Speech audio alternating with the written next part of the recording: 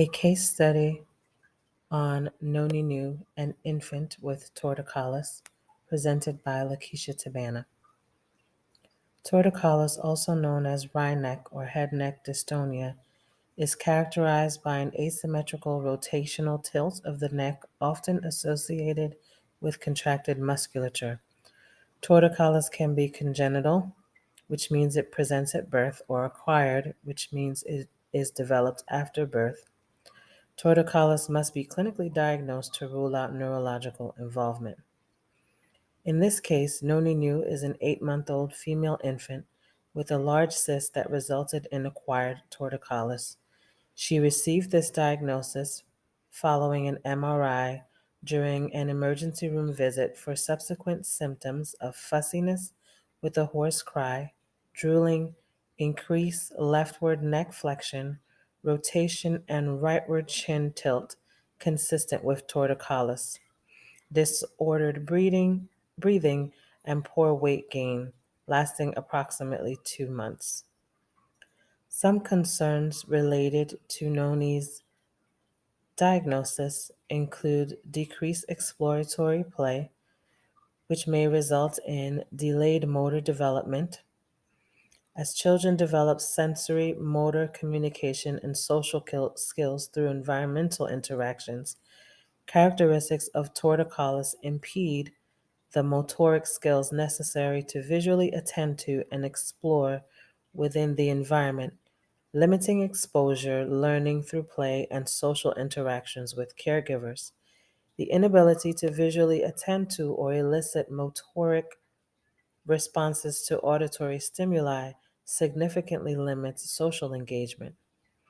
Strengths that Noni may have are that she is receiving surgical and therapeutic interventions early, which increases the positive outcomes by 90 to 97%, meaning she will have limited residual effects. Interventions that include active range of motion through developmentally appropriate activity, engagement can aid in the prevention of long-term musculoskeletal malformality and subsequent developmental delays.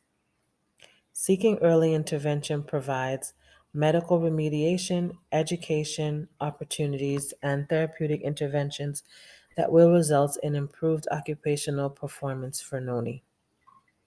3 underlying factors and characteristics of torticollis include social interaction, decreased visual scanning, motor skills, postural alignment and control, eating, trouble with feeding. Torticollis presents physical limitations that decrease the child's ability to explore, interact, and learn through developmentally appropriate occupational engagement. Torticollis presents specific physical characteristics that limit visual motor skills such as tracking and visually scanning the environment in response to stimuli and in exploration. Motor limitations, including head and neck range of motion, muscle weakness, and maladaptive hip alignment, and subsequent muscle weakness and range of motion limitations, lead to difficulties with eating, including latching and sucking during breastfeeding.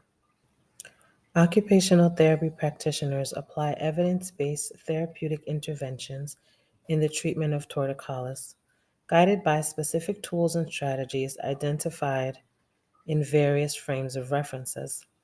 The skilled identification of the appropriate frame of reference or references facilitates optimal functional outcomes that improve occupational performance and thus overall quality of life and well-being.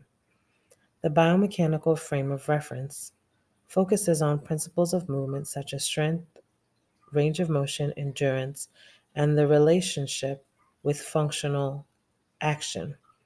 This frame of reference guides the assessment and intervention to focus on physical limitations and its relationship to occupational engagement, and guides remediation in the treatment of torticollis. The developmental frame of reference guides the assessment and identification of levels within specific domains that may impede obtaining developmental milestones. This frame of reference targets gross, fine, and oral motor skills, social, emotional, and cognitive skills that enable occupational engagement and guides interventions to promote developmental achievement. Thank you for listening.